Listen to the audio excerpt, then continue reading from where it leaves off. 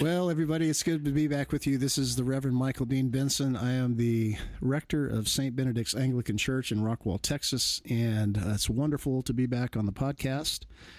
And I am here with my fellow monks. I've got Timothy Wilson with us, postulant, soon to be examined and potentially ordained deacon.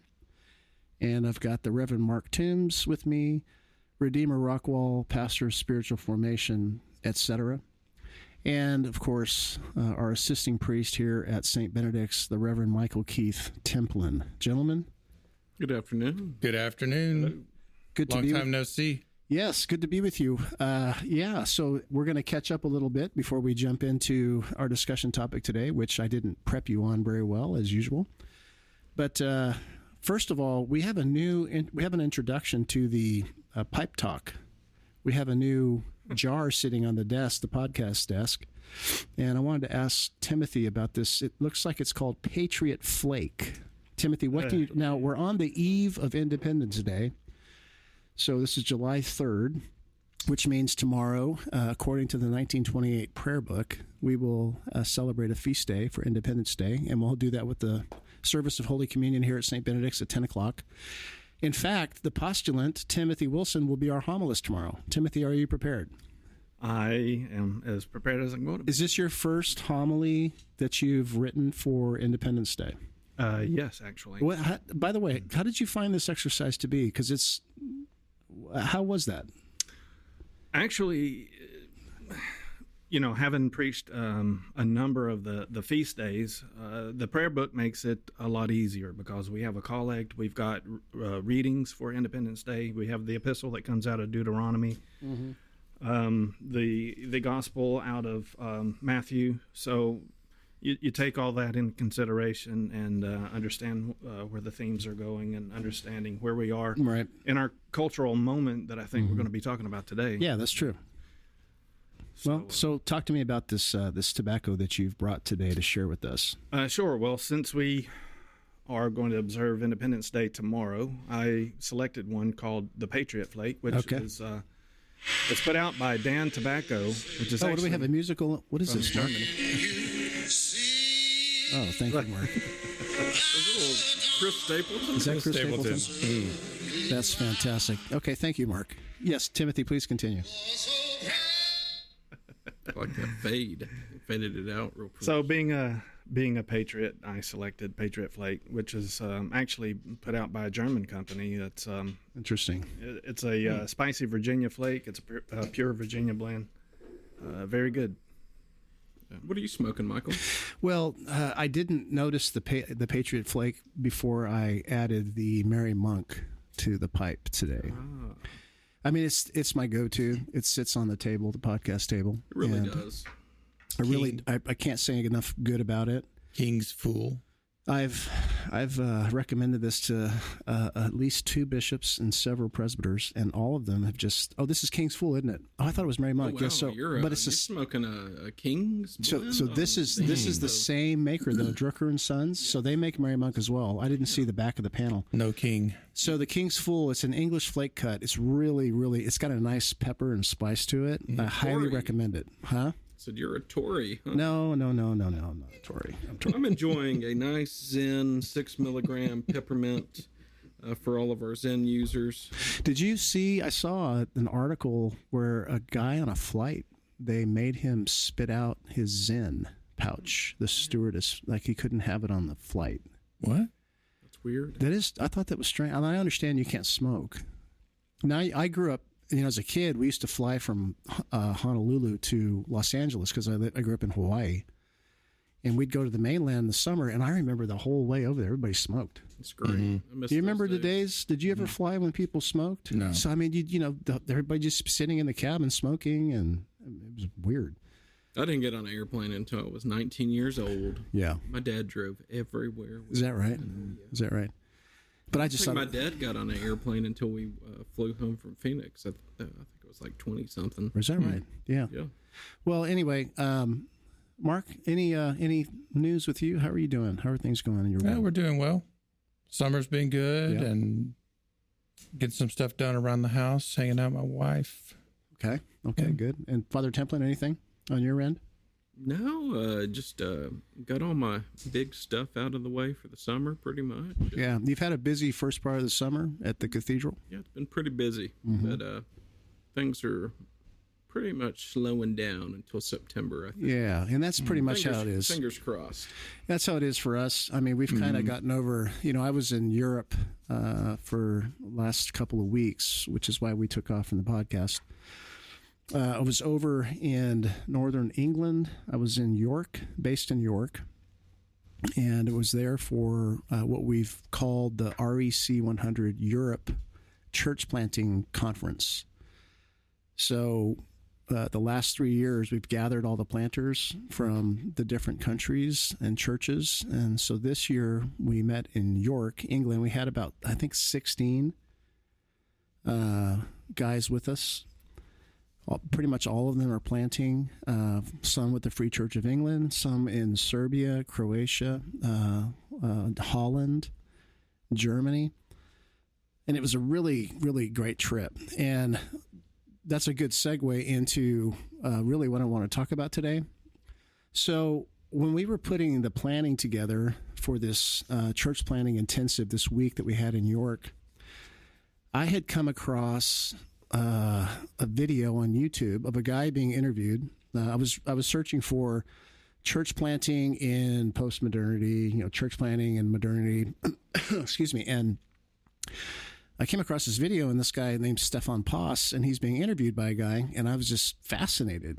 It was a really interesting discussion. Come to find out, Stefan Paas is an extremely well-known missiologist. I had no idea, of course. And he is a professor at the Free University of Amsterdam. And so I picked up his book. I think it's called Church Planting in Modernity or something like that, something. And I guess he's written a couple books in English. He's Dutch. So he comes also from a Reformed background. And I guess his parents were church planters. So he's basically been a pastor's kid, missionary. He's been in this his whole life. So I read this book. It was fascinating. So I told our guy in New York, I said, hey, we need to get a hold of this Stefan Paas guy and see if he'd come down and do the plenary lecture, for our time in York.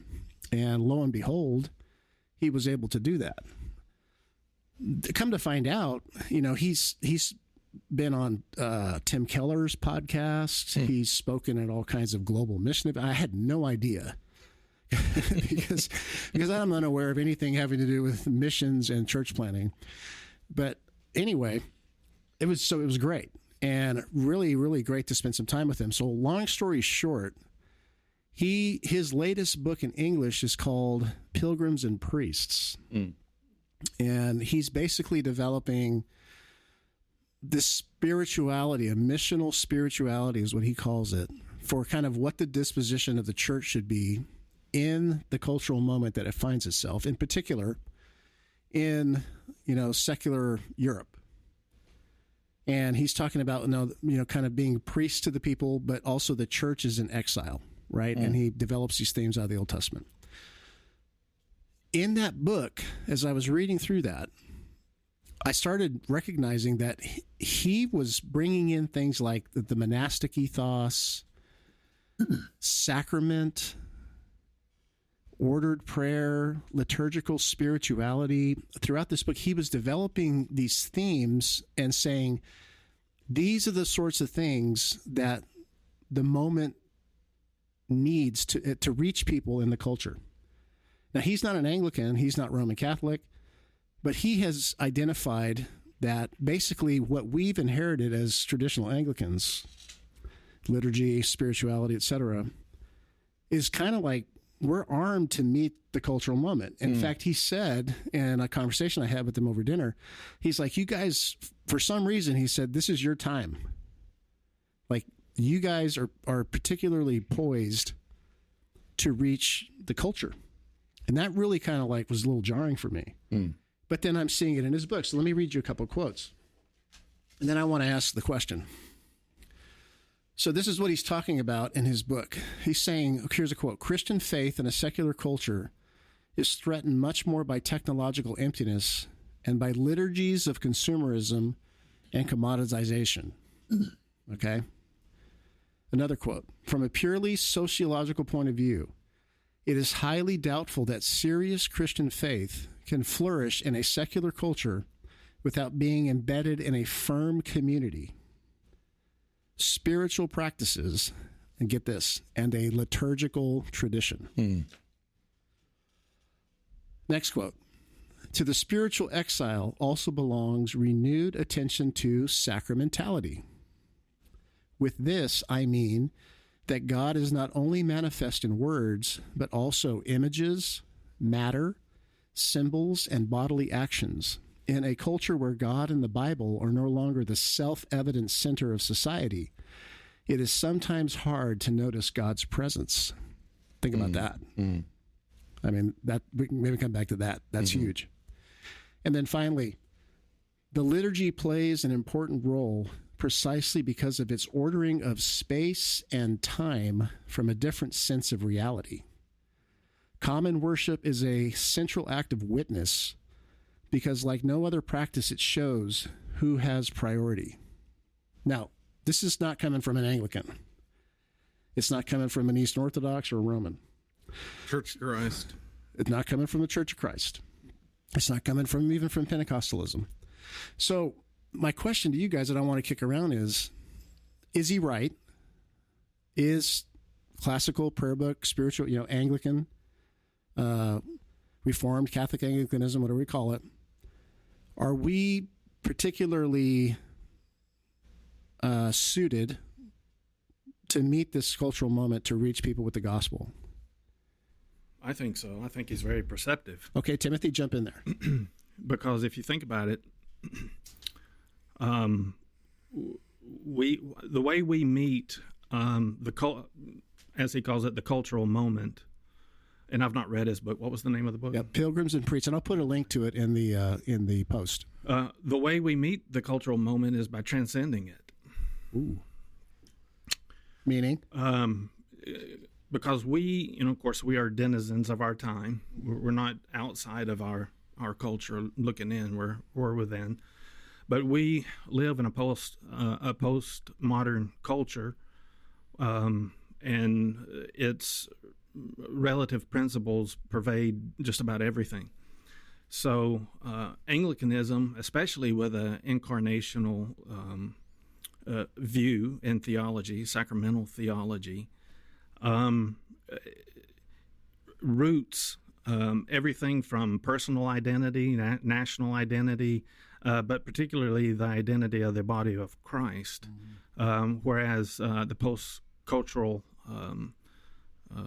secular person doesn't know where they are, right? In many senses of the term. So you're talking about isolation. You're talking about take the common out of life experience. So basically, we're starting in late modernity with people that are basically isolated, and they start off alone, atomized, etc. And you're saying that what we're bringing is a space for them to actually be. Yes, and a mooring for that identity. So a grounding, something that's grounded beyond themselves. Right, an existential grounding.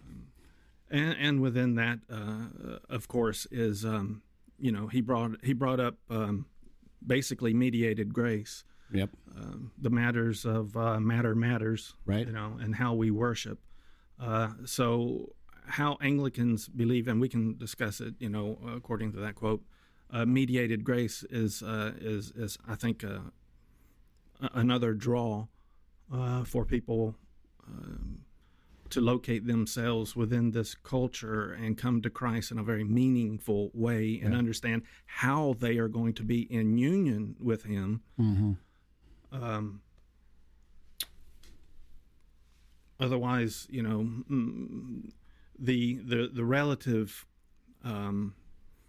the relative ideologies, especially that has crept into the church. I would think people would start getting tired of novelty and spiritual consumerism. Yeah, so basically you're saying that, part of what you've just said there is that there's an attraction both to the unbeliever and the believer. Yes. That maybe is coming from a different tradition.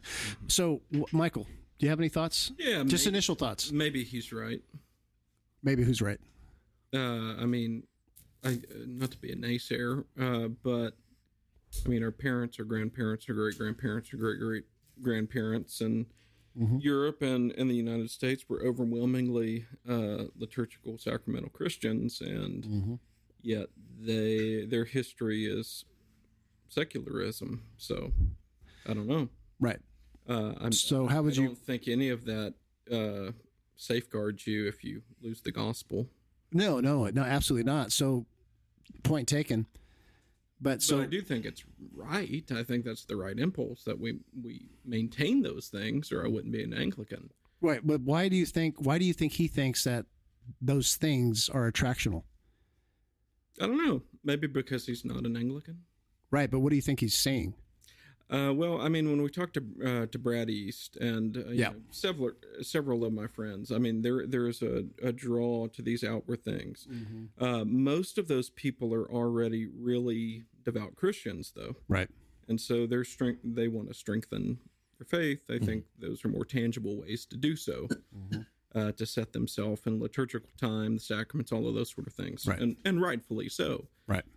I don't know that a secular person is going to just automatically seek those things out, especially if a churchman has those things and can still, you know, overwhelmingly stop going to church, like is the case in England with 3% of the people go to church on Sunday. Well, they have the Anglican Church there, obviously. Right. So the secular person still is seeking some kind of spirituality. I mean, because there can't be really any neutral ground there. So, you know, we hear all the time, I'm spiritual. Well, sure. Without it being grounded in anything. A lot of that's ridiculous, though. Yes. You know, they don't actually mean anything by that. They just don't want to sound like an atheist. Right. But functionally, they are. Yeah. Right. So, I don't know. So you're not sure he's hitting the mark. You think that? I don't know. I've not read the book.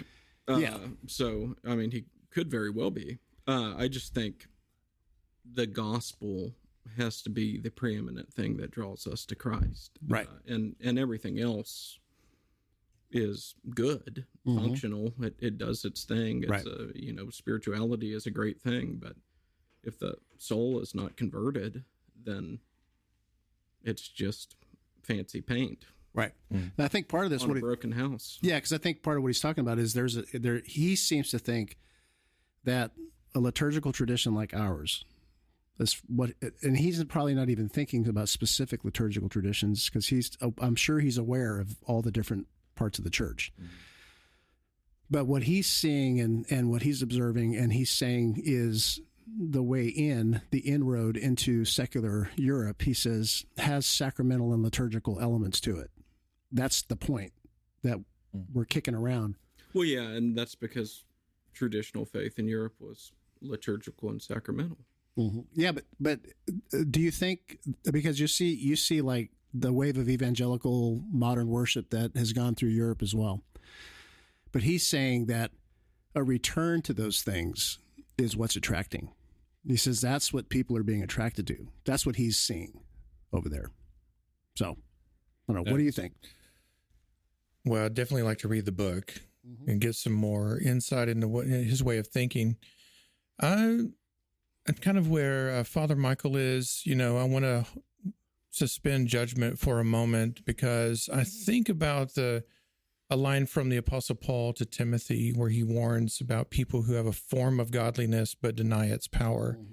And I think that's generally true of churches in Europe who have so many good things that they have not used in the right way because the gospel is not there. The power to save has been pushed aside.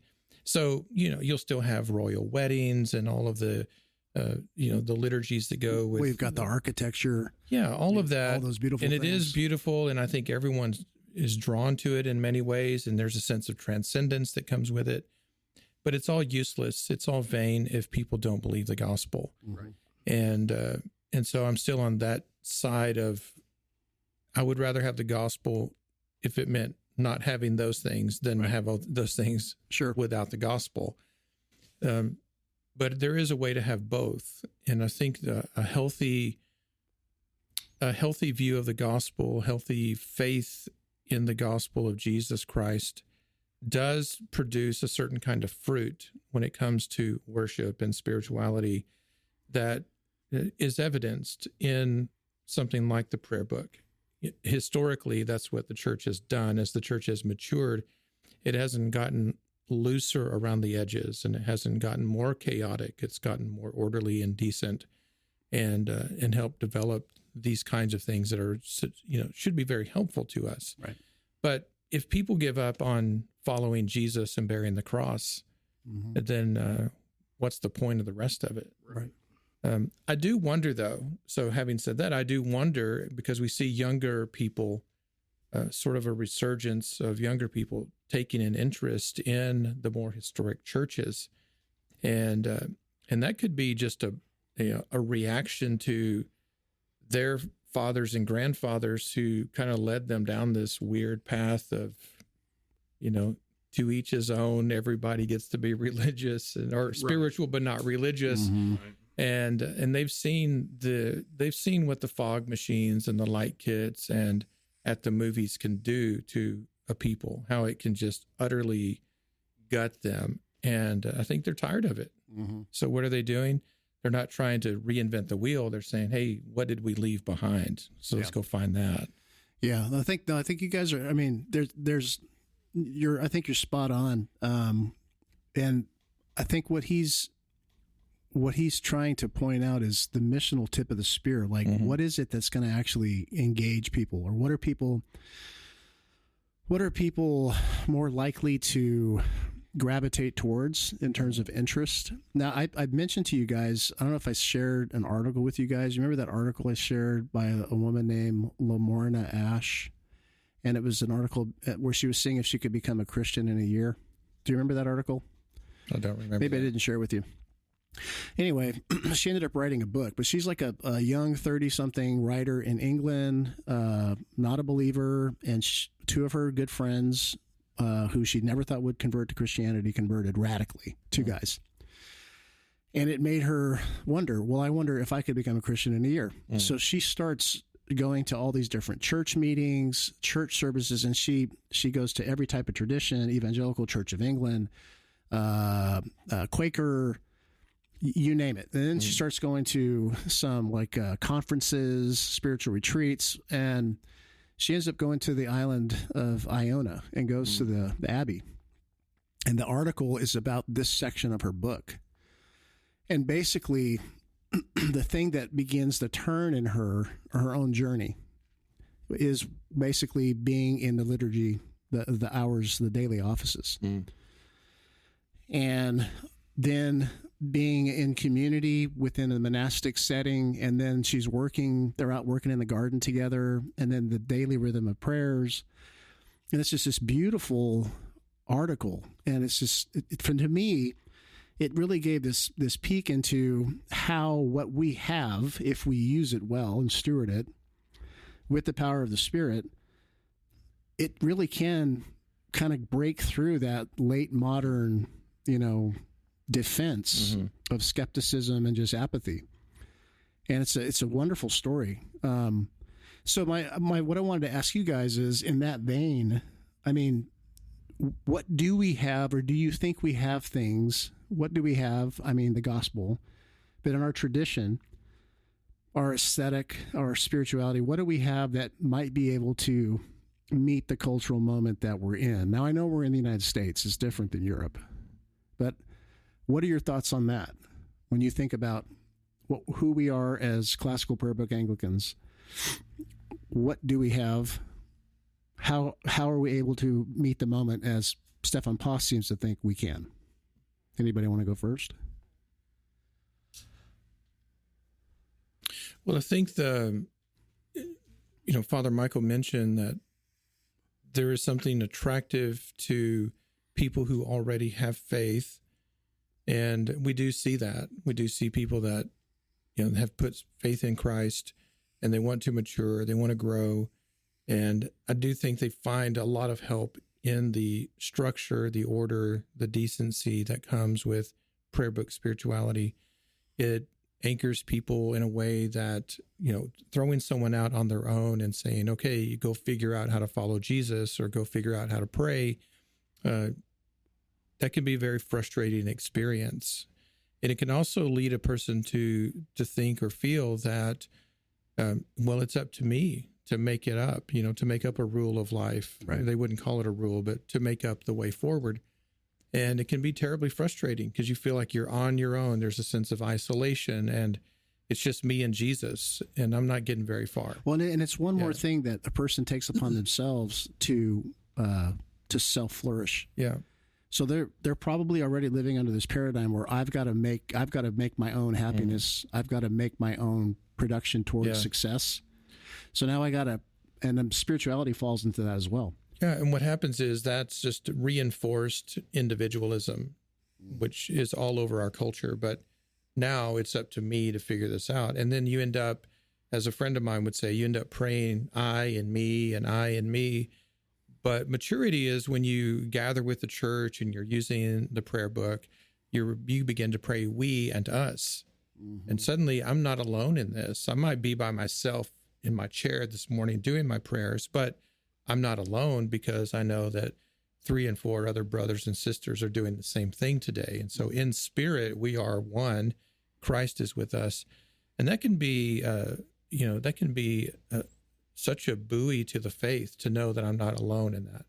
Now, I think to Father Michael's point about unbelievers or not yet believers, because we're hopeful that the gospel will reach them. Right. There might be some challenges because it's, on one hand, we might say challenges because prayer book, spirituality, the liturgy of the Eucharist and all that comes with that, the sights and sounds, the smells, like it's holistic. That might just seem so strange to people because the well has been poisoned in many ways. So what would be a good example? The average person, when they think of a church, they might be thinking of, very low church, a lot of loud music, or, long form sermons and that kind of thing. Right. But they're not going to be thinking of how all of that impacts them in all of their ways as a person, like holistically. Mm-hmm. But if they give it a chance, if they have a person connected to them that brings them into the context where these things are happening, now they feel connected, but they might understand just by the experience of it that, oh, God is concerned about all of me and all of us in every way, not simply, my head, my mind, right? My mind, if I'm in a cerebral context, or my emotions, if I'm in an emotive context. Right. No, he's coming at you, sight and sound and smell, and your body matters. Yeah. Your heart matters. The way you move, stand, kneel, sit, speak. All of that, everything. These colors matter. All of this is a part of God redeeming the whole world, visible, invisible, creation. It matters to God. Yeah. And I imagine, I can't think for unbelievers, but I imagine that something like that, if they were introduced to it, it might be more attractive. It might open them up to see that the gospel isn't just concerned about my soul. Yeah. Which, how many times have we heard that? Right. But what if the gospel is concerned about my body and soul, and about yours, and about that tree and the grass and the clouds and, all of it. Right. God loves the world he made. Sure. And so I think that this tradition has that to offer, but people need to be brought into it. Right. You got any thoughts, Father Templin? Oh, maybe in a minute. Okay, Timothy? Still chewing on everything. I know you are. Timothy? That was very good, Mark. Yes, Mark, thank you. It does point to Anglicanism being an incarnational, sacramental church. Yeah. There's a greater sense that creation is re-enchanted. Mm-hmm. Yeah, there's a little magic. Yeah. Right? So outside of that tradition, you're left with the things that the individual does, whether it be baptism, this is my public testimony, or a misunderstanding of really what conversion is, these types of things, where in a sacramental church, you have a mooring of all of that, and it's by God's grace and what God does for us. Well, we back to that mediated grace idea, right? Yeah. Which was a totally different paradigm for an unbeliever to even conceive of grace biblically, right? And the second thing, to think that it would come existentially from outside. Mm-hmm. Like, where was that going to come from? Grace comes to me versus, well, I choose to be gracious whenever I want to be gracious to somebody, which means I'm usually not going to get mad or, return, eye for an eye, whatever that kind of that moral ethic is in a secular understanding. But have you percolated on anything yet? Yeah, I wonder how much, of this, because we're specifically speaking about, a European and Western context. Yeah, Western. How much of it is based upon preference? Meaning, I think we have such an individualistic approach to everything that even comes down to how we feel about church as well. And I know we've probably all been there. So let's be honest. I have preferences. Yeah. Even as an Anglican, I have preferences of Anglicanism. Absolutely. Right? So, I don't know. I guess we'll see the fruit in a few years and be able to judge if there's actually a big conversion of secular people, to liturgical churches or not. I do know almost every study I've read about people going to liturgical churches in Europe currently are immigrants. Yeah, right. And we've talked about that before. Liturgical countries. Right. Yeah. So maybe if Britons return to church or Germans return to liturgical churches that were secular, I mean, like Eastern Germany, if they start going back to Mass after, being communist, right, then that'd be a very interesting discussion. Yeah, and one of the things that he makes clear in his book too, and I really encourage people listening to read it. He's of the mind that we're not going to see, as you just said, mass conversions. There's a quote in there, and I put it in some of the teaching content I had when I was teaching over there. We're living in a kind of one by one, rejoicing over the salvation of one sinner type of thing. Yeah. And I think he's right. I don't think we're living in a time of mass conversions anymore. I'm sure God can do whatever he wants, but it seems to me, in having planted the church and still planting it, and Father Templin, you helped me plant this, it's a one by one, in a sense, type of thing. That, the day of putting up the event or the program and thinking you're going to get a swath of people that come in and then they all convert, and now you've got 100 conversions, on a Saturday night. That's just not going to happen. Right. And just from a true logistical standpoint, I mean, almost every bit of church growth in the United States, well, that's all I know. I don't know about Europe. Sure, yeah. But it is transfer growth from one denomination to another. Mm-hmm. And so I don't know. But we've seen, even here at St. Benedict's in the Solipero, we've had several non-believers come to faith. Mm-hmm. And this was the first Christian church they ever attended. Mm-hmm. They didn't go to a lower liturgy. Right. They didn't go to the Bible church first and then, I need to, upgrade or whatever they might think. Mm-hmm. They came to faith in this paradigm. And the question is, who or what brought them here? Okay, let's talk about that, because that's really the question. If you're outside the church, you don't know what they're doing inside. You don't know what the liturgy looks like. You don't have the language for that. So someone or something had to have moved them in some way to bring them in the first place. So I think that's where, whatever the tradition is, that is the actual tip of the spear. Okay, so what are your thoughts on that? Well, I'm asking, so in this case, do you know where these people came from? Like, how did they make connections to St. Benedict's? Yeah, well, and Father Templin, again, he and I planted this church together. We spent the first year plowing the field, so to speak. Yeah. And then, he was called off to a parish, but came back. And my experience has been that it's been that one to one, one at a time. And, the way that it worked for us was, we made a first couple of contact. Becky. Yeah. Becky was, who's still here. She was kind of the first to gravitate towards, some of the studies we were doing and talking about and things we were talking about. And that brought a couple more people in, and we started doing some a book club of guys at the cigar shop, just hanging out and talking to guys one by one, and we fished them out of there one by one, and then their friends, they told their friends, and they brought, that's how it's. I think unless haven't been paying attention to our church plant, that's pretty much kind of how it happened, didn't it? Yeah. Are you talking about new converts though? That was. Yeah.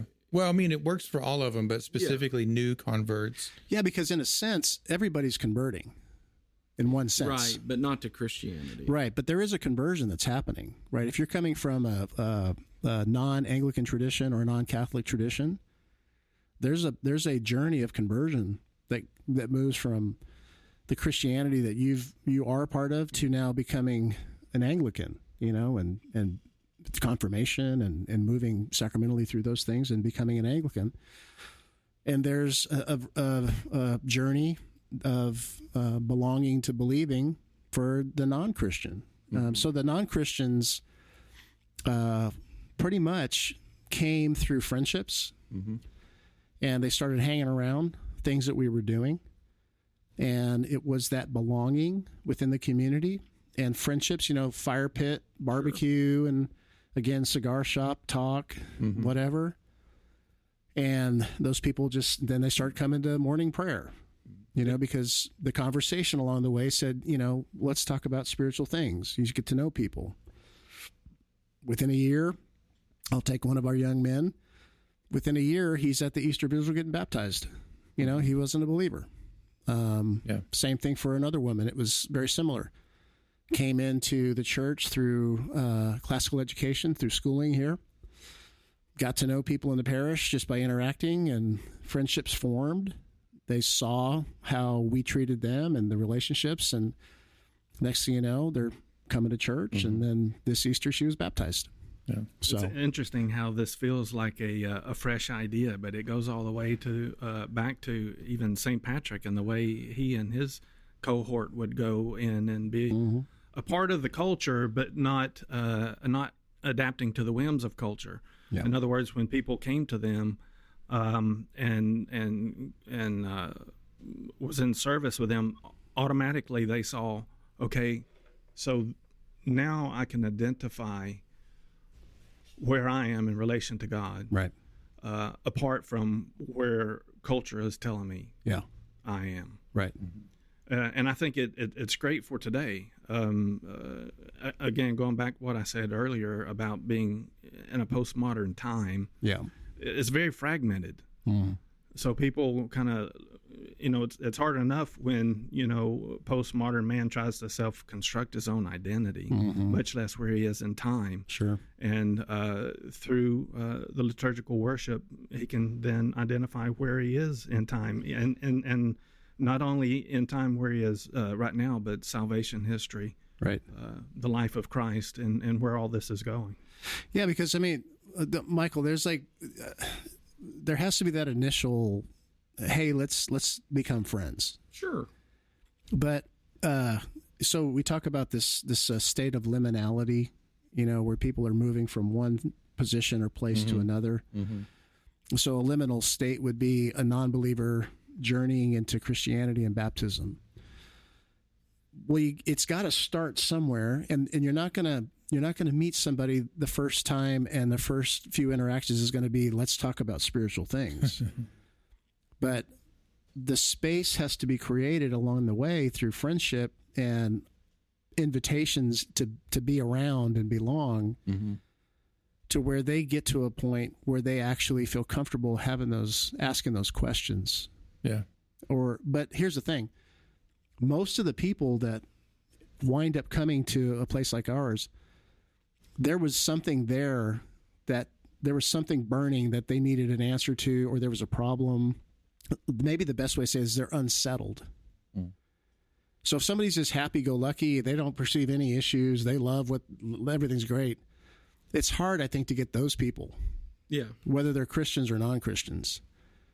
But I find that a lot of people have a lot of questions swirling around their heads, and they have a lot of anxieties, and they don't really have the outlet to ask those things or engage in honest conversation where they don't think they're going to get, rejected or blasted out of the water. So maybe, and I don't think this is just an Anglican thing, but it should be, but creating that culture and ethos where people can just be around and give them the time to build a friendship to a point where they're going to actually talk to you about these things. I mean, how many people have you had discussions with that were coming out of other traditions about baptism? Sure. Lots. Infant baptism, sacrament, right? Yeah. So both the Christian who's in a non-Anglican tradition and the unbeliever are in states of liminality as they're moving towards a conversion to Anglicanism. And I would argue that, and that was beautiful, by the way, but I would argue that both of them are being drawn in by love. Yeah. Oh. I mean, this is what Jesus said. I mean, St. Patrick is great and Celtic spirituality is wonderful, but fundamentally, Jesus said, the world will know you're my followers if you love one another like I love you. And I think that's probably a missing piece in a lot of traditions. They have great things going for them. They have many good resources and tools, liturgies, etc. But once you lose Christ and the love of Christ, all this other stuff just becomes dust and ashes. Yep. But if your people are outward facing and they love their neighbor as they love themselves, and their neighbor is welcome to belong with or without believing, like you have a place here, you get to be, as we say in my circles, you get to be in whatever part of the story God has you in. I like that. It is actually a judgment-free zone, right? But you're being loved, you're being cared for. There's a lot of loneliness out there. There's a lot of isolation, a lot of hurt, as you mentioned. Yep. And the real antidote to all of that is the love of Jesus Christ. And so if you take the love of Christ and you match it with the liturgy of the church, now you've got a lot of magic, right? A lot of power going for you. Well, because the liturgy can express the love and mercy of God. Absolutely. I mean, isn't that what it is? God so loved the world that he gave his son here broken for you on this altar. Yeah. I mean, the Eucharist is nothing but... Well, and we're told why we need this, right? We're sinners. Right. We need grace. We're nothing without Christ. Yeah.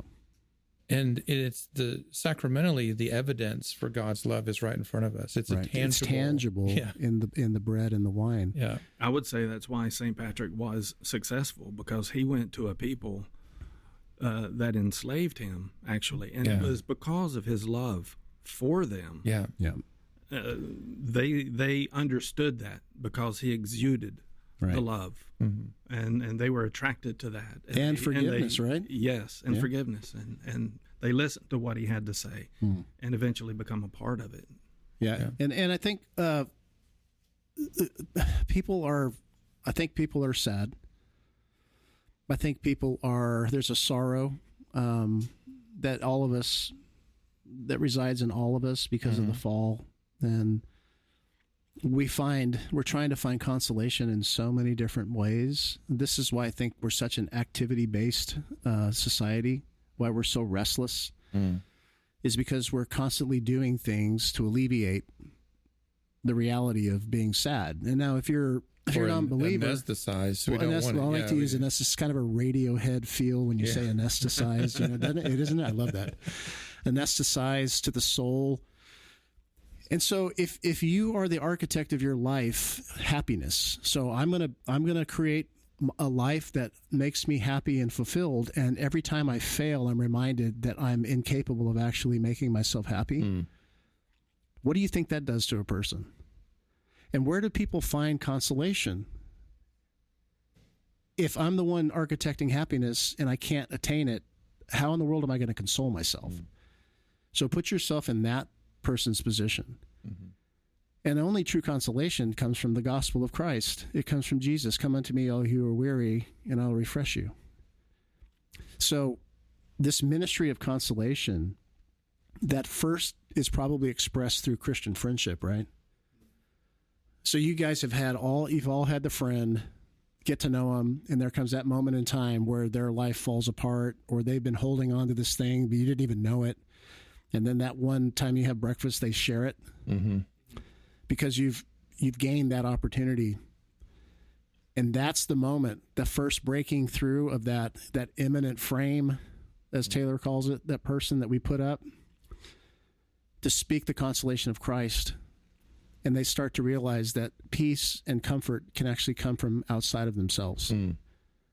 Yeah. And to me, that first realization that I can't fix myself, and that actually grace and consolation comes to me from somewhere else, also takes away the fear of converting. Because I think the biggest fear of conversion for a lot of non-believers is the fear of thinking they've failed. Well, I tried my best. I guess I'll just become a Christian. I failed. If I convert to Christianity, I'm admitting I'm a failure. Yeah. Think about it. I think that's a big stumbling block for people, for moderns. Or then when they think that they have converted, that they double down on willpower and it doesn't work. Well, then it becomes this Pelagian exercise, right? Then it becomes, then you see this like celebration station Christianity, the go. I'm going to do it, superpower of faith, then it's all about me, but with different language. Yeah. So I just think that friendship, I think that's what we're talking about, kind of on the outsides of belonging. It begins with friendship. And I think you're right, Mark. People know when you're being authentic. They can tell when you're treating them like a ministry. Yeah. Like you can't falsely offer friendship to people. It has to be genuine, a genuine friendship. Like I literally want to know you and get to know you, and I want to see what God develops with our friendship. Yeah. I'm not selling you anything. No. I don't need a decision right now. Yeah. I've been thinking, I know I've mentioned this on the podcast several times, but I've been thinking about something Bishop Sutton said in a homily on the Great Commission. That's something that stood out to me. Is he talks about ascending up the mountain in worship, receiving Christ at the altar, and then being sent back down the mountain on mission with Christ. And I'd heard that sort of thing over the years. But what I had not heard was this other part he added, is you're sent down the mountain with Christ to go find Christ. And he's hiding in plain sight among the naked, the poor, the blind. Ooh. That's where he is. And I think if you look at the churches in Europe and other churches that have begun to implode, it's because they circled the wagons. They were inward focused. They probably, in arrogance, thought, well, we've always had full churches. Right. We're going to be fine. No, you're not going to be fine. You have to be outward facing. You have to bring the love of Christ to people. Right. You have to meet them where they are. And when churches fail to do that, it doesn't matter what their theology and liturgy is. And that's such a great point. Because it works against them. So Michael, back to kind of your earlier point. So in our 2 weeks in England, in York, we went to Durham and some surrounding areas, Manchester, silly Manchester. I love Manchester. But most of the parish churches in all the places we were closed or locked. The only churches that were thriving and where everybody was, and we went to Durham on a feast day, were the cathedrals. Because it's a cathedral and it's unbelievably beautiful and magnificent and all those things. There's a spectacle aspect to it. But back to your point, Michael, a lot of those people are there because it's the vestiges of what used to be, what had power. Right. They're still doing it. They're still doing the services, but it's kind of gutted. Yeah. But it's still enough of a spectacle and enough of a memory and history and all the trappings to where it still feels enough like what I want to go do. Mm-hmm. But it's defanged. It's not. They're not thriving in that sense. In my sense, my perception, the power, the mission, the heart, the love. You know what I mean? Mm-hmm. And then all these other parish churches, they're open maybe on a Sunday or sporadically based on how many vicars they may have to cover services. But they were all locked up. You couldn't get into them. Yards were overgrown. They're just these monuments to what used to be, you know? So it's like there's stuff there, but it's only the stuff that like is the highly attractant stuff from the outward appearance, you know? Like who doesn't want to go to a service at Durham Cathedral? Right. Even a non-believer wants to do that, you know? It's a museum in a sense. Yeah. Yeah. So, well, let me ask this, and maybe we'll do some closing thoughts. But I mean, so in terms of if you just think about the culture we're in, the maladies that we're all dealing with in late modernity, and the challenges, can you think of something that we may have, maybe a poignant thing or something that we have been given that missionally we might be able to make some inroads? I mean, can we identify some specific things? We've kind of talked around it, but I'm just wondering if there are like certain things that you might identify as we kind of bring this conversation to a close. I think we offer the chance to have a sense of conformity to something. Okay. Meaning? And other churches do as well. But I think going back to my original point, you've got to be converted, right? You've got to be in Christ. But we have the ability to be in Christ and have form and structure and something to base one's life around. That as Mark and Timothy and everybody else has mentioned. That's not just based upon maybe I should do this or maybe I should do that. And I think that's needed because we've kind of got this laissez-faire society where you just kind of do what you want. Right. See where it goes. And what works for you sort of thing. Right. And it hasn't really worked for anybody. No. It's destroyed society. Yeah. And, that's the reason those churches are empty. Because everybody's been left up to their own devices, right? And that's not a good spiritual plan. No. So would I be correct in maybe saying that what you're talking about is kind of a stability? Yes. Okay. But I think we're always going to be fighting because of that individualistic mindset for the last, let's say, 500 years. Sure. Well, let me give you my last, I'm getting old, last 20 years. Yeah, you are getting old, by the way. So the new Calvinism, that was a big deal, right? I remember all of that. We've talked about that before. Yeah, everybody went to Redeemer Seminary, I remember. But everybody, it was like, oh, we've got theology for the first time. Right. And then the next thing was, oh, here's the prayer book. We've got liturgy for the first time. Hey, look at that, right. Well, I think I want something, that's less English and more universal. And, I've got a bunch of buddies that are all Eastern Orthodox now, or several that are Roman Catholic. And I've watched several of them leave those and go pretty much either to nothing, or maybe back to evangelicalism, or if they've jumped to the next thing. So I think the converted soul has to be conformed to something. I don't know how we get this long range discipleship thing going. So long as everybody just jumps ship whenever they want to the next new thing. Right. And I think that is a uniquely Western individualistic issue that consumerism. Yes, the church has to figure out. and it might be too late. I don't know. Yeah. But that seems to be how people treat church. It's like, I really like this prayer. Right. I really like this Eucharistic service. Well, I prefer it in Latin now. Or I think it's better. And the Byzantine service is much longer, so it must be more spiritual, whatever. Yeah, or we've put our own common book of prayer. We've got our own liturgy. We pull from the Australian prayer book, and we've got something from Rwanda. A little bit of that. And here's a little 1662. And so I don't know if any of this cures any of that. We have the tools. Right. So long as they want conformity. Right. But you're also talking about fidelity. Right. So how do you create a loyalty?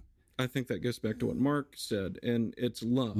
Nice. Not only love for Jesus, but it has to be love for the local church. Right. I mean, because this is your family. Right. And whether that's St. Benedict's or St. Church John's, of the Holy Communion, or Methodist Church, or whatever, wherever. I mean, and that's, oh, yikes. Disgusting. I was having a conversation with a person at church the other day. Yeah. And, one of the things that, I think a lot of Christians these days don't think about the way that maybe our grandparents did. They would plan their whole, I'm not going to move. Right. I'm not going to take a different job because what would we be leaving? Yep. Our church. Yep. And I think that idea has gone away. Yeah.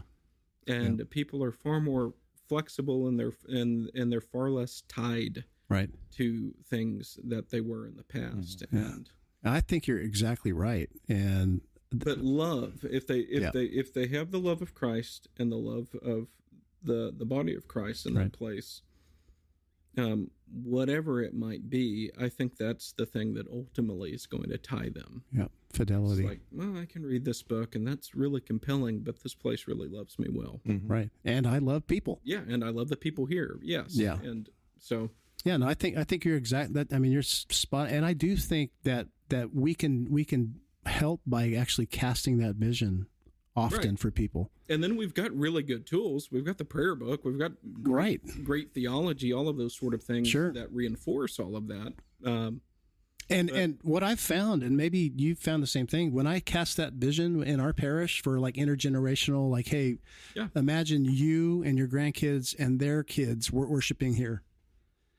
When I paint that picture, 99% of the people, they're like, oh my gosh, like everybody wants that. Sure. Because deep down inside, we don't want to be fractured. We don't want to be divided. We don't want to be led by whims and fancies. Well, yeah, I heard there's they got a prettier altar at that church, and well, that organ's better downtown, and this guy's a better preacher. I think we can continue to cast that vision for people, and then by God's grace, we start seeing those things happening, because we've seen it in our parish where families are actually being brought back together. Absolutely. Generations now, parents and grandparents, parents and kids and grandparents. I mean, we're seeing it, right? Yep. So it is possible. Yeah. And I think you're right. I think that has to be on the forefront of the vision of what a different life looks like. How is Anglican life different than every other option that you have in this world? We have to be a different community. We have to offer a different way of life. And I think that's a huge part of it. Excellent. Who wants to go next? I mean, if I ask myself, what is going to halt my spiritual consumerism? We have beautiful forms, and beauty does bring us the spark of the transcendent. It does point us in the right direction. But as Father Michael said, what's going to take us beyond that? Conversion, conformity, and casting that vision. People want the long term. They want to be moored. Yeah, that's a good word. They want something that their willpower cannot give them. Something that is actually going to take them into communion with God. And I think once they experience communion with God, that's a game changer. Yeah, that's beautiful. Again, going back to love. Yeah. So Mark, you get the last word here. Yeah. my wife Shannon and I have been talking about this quite a bit, and she made the observation that in her interactions with people at St. Benedict's or Anglican Way Institute or, different contexts we've been in, she said, I noticed they use the word fullness quite a bit. What is that about? Why do they use the word fullness? And it led into a really great conversation, because I said, you think about it, there are people out in the world who have nothing, like they are completely empty. They would say those are unbelievers. They are empty. Sure.